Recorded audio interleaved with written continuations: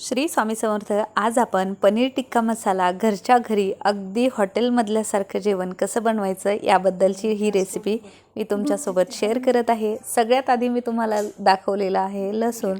लसणाशिवाय कोणतीही भाजी अपूर्णच असते आणि खास करून महाराष्ट्रात तर कांदा आणि लसणाशिवाय कोणतीच भाजी केली जात नाही.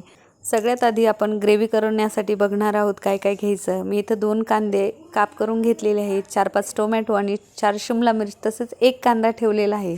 आता छान आपण ग्रेव्हीची आधी तयारी करून घेऊ. गॅसवरती मी कढई ठेवलेली आहे. कढईमध्ये थोडंसं तेल टाकून घेतलं आणि सगळ्यात आधी टाकून घेतलेला आहे कांदा. कारण कांदा परतण्यासाठी थोडासा वेळ लागतो, म्हणून आपण आधी कांदा टाकून घ्यायचा आणि कांदा थोडासा कलर बदलेपर्यंत परतून घ्यायचा. त्यामध्ये मी टाकलेले आहे 4 हिरव्या मिरच्या नंतर, कारण हिरव्या मिरचीमुळे भाजीला टेस्ट एकदम वेगळीच येते बघा. तुम्ही ना जर टाकत नसाल तर नक्की माझ्या सांगण्यावरून टाकून बघा. तुमची भाजी एकदम अशी वेगळीच ऑथेंटिक होऊन जाईल, खरंच सांगते. आणि नंतर मी इथं 4 टोमॅटो जे चिरून घेतलेले आहेत ते ग्रेव्ही करण्यासाठी टाकून घेत आहे. आता हे छान परतू द्यायचं, कारण ना आणि हे परतण्यासाठी थोडंसं चवीनुसार मीठ टाकून घ्यायचं, कारण मिठामुळे काय होतं टोमॅटो लवकर शिजतात आणि खूप छान चव पण येते ह्या मसाल्याला.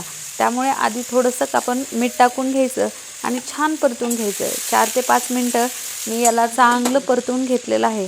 नंतर काय करायचं, खडे मसाले जे घरात होते ते टाकून दिले. तमालपत्र, चक्री फूल, 2-3 लवंग, विलायची, जे जे होतं ते टाकून घेतलं आणि ते थंड करण्यासाठी ठेवून दिलं. आणि इथं एका बाउलमध्ये काय केलं, 4 चमचे फ्रेश दही घेतलेलं आहे. ताजं दही लावलेलं होतं सकाळी आणि मी ही भाजी संध्याकाळी करत आहे.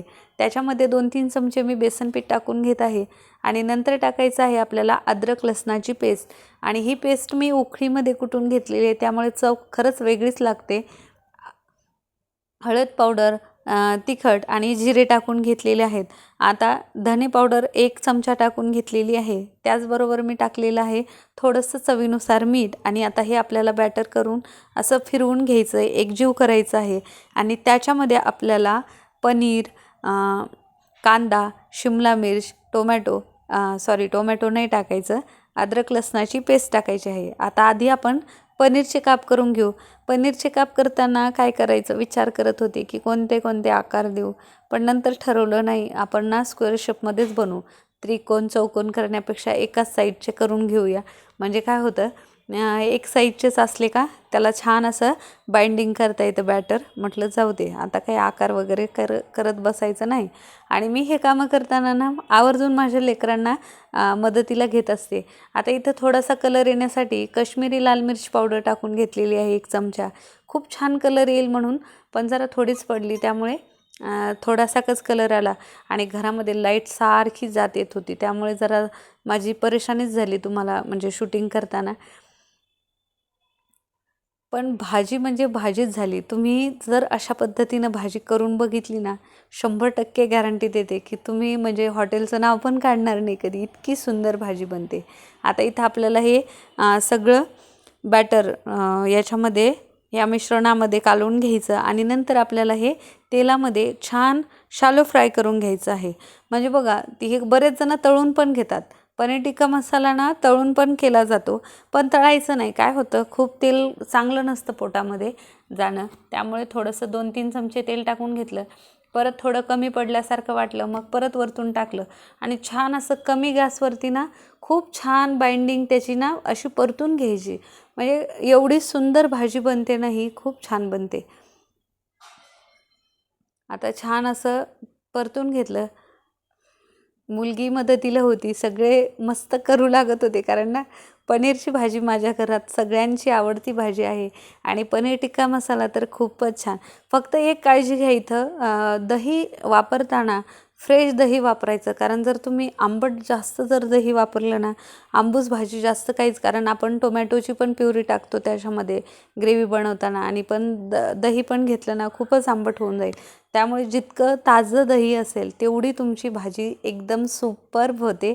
आणि नंतर हे जेवढं मी जसं टाकलं ना, अगदी साध्या सिंपल पद्धतीनं तुम्ही अशाच पद्धतीनं करा. आता हे परतून झाल्याच्या नंतर मी इथं कढईमध्ये थोडंसं तेल टाकून घेतलेलं आहे.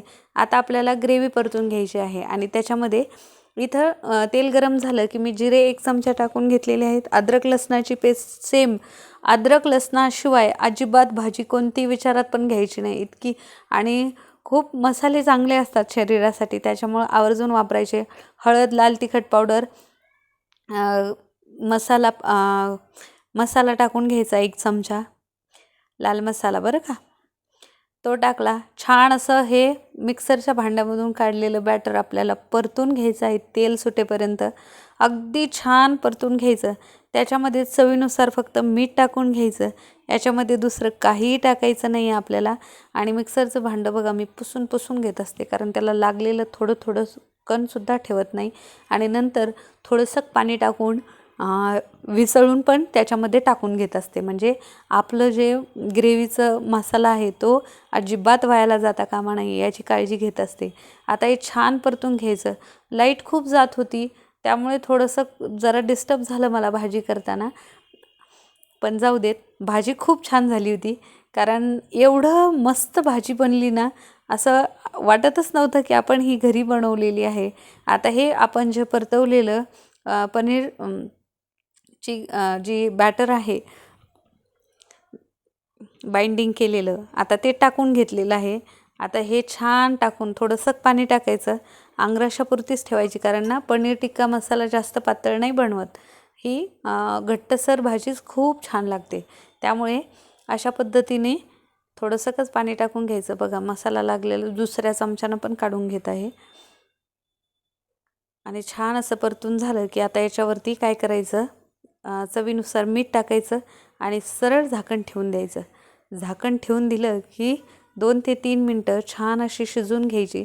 नंतर जर बटर असेल तर बटर टाकून घ्यायचं आणि छान कढीपत्ता वरतून टाकायचा. असली मस्त भाजी तयार झाली आहे. तुम्ही नक्की एकदा करून बघा आणि कशी वाटली हे माझ्यासोबत शेअर करायला विसरू नका. व्हिडिओ जर आवडला असेल मनापासून तर नक्की चॅनलला सबस्क्राईब करा. पुन्हा भेटूया अशाच एका नवीन रेसिपीसोबत. आणि हो, चॅनलला सबस्क्राईब करायला अजिबात विसरायचं नाही हां. श्री स्वामी समर्थ.